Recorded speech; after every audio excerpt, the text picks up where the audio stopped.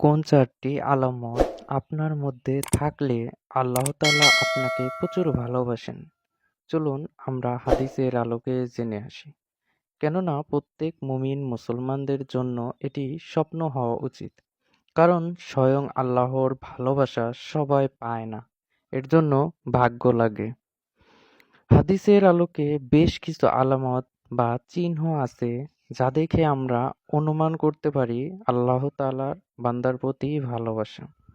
আল্লাহ সুবহান ও তাআলার যে সকল ভালোবাসার কথা নবী মুহাম্মদুর রাসূলুল্লাহ সাল্লাল্লাহু আলাইহি ওয়াসাল্লামের হাদিসের মধ্যে এসেছে তার মধ্যে আমরা ৪টি আলামতের কথা উল্লেখ করব ইনশাআল্লাহ।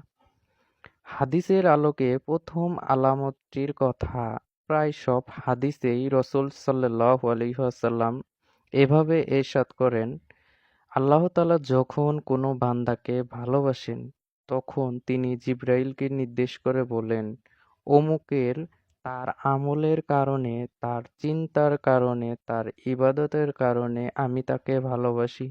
সুতরাং তুমি জিবরাইলও তাকে ভালোবাসো। এবং পরবর্তীতে জিবরাইল আলাইহিসসালাম আসমানে ঘোষণা করে দেন, আল্লাহ তাআলা অমুককে ভালোবাসেন, সুতরাং তোমরাও তাকে ভালোবাসো। এরপর আল্লাহ তাআলা স্বয়ংক্রিয়ভাবে দুনিয়ায় মানুষদের মধ্যেও ওই বান্দার প্রতি ভালোবাসা সৃষ্টি করে দেন। দ্বিতীয় আলামতটি আল্লাহ তাআলা যাকে ভালোবাসেন তাকে বিপদ আপদ বালা মুসিবত দিয়ে থাকেন, তাকে অনেকভাবে কষ্ট দিয়ে থাকেন।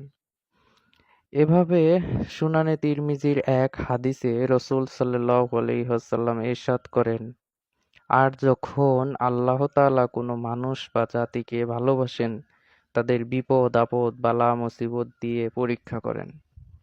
তৃতীয় আলামতটি হলো একদম ব্যতিক্রম একটি আলামত। আল্লাহ যখন বান্দাকে ভালোবাসেন তখন তাকে দুনিয়ার বিমুখী করে রাখেন, অর্থাৎ তার দুনিয়ার নাজ নিয়ামত কোলাহল সবকিছু থেকেই দূরে রাখেন। চতুর্থ আলামতটি হলো আল্লাহ যাকে ভালোবাসেন তাকে বেশি বেশি নেক কাজ করার সুযোগ দেন, ভালো কাজ করার তৌফিক দেন এবং ভালো পথে চলার সহযোগিতা করেন। সুতরাং আল্লাহ তাআলা আমাদের সবাইকে যেন তার প্রিয় হবার তৌফিক দান করেন। আমিন।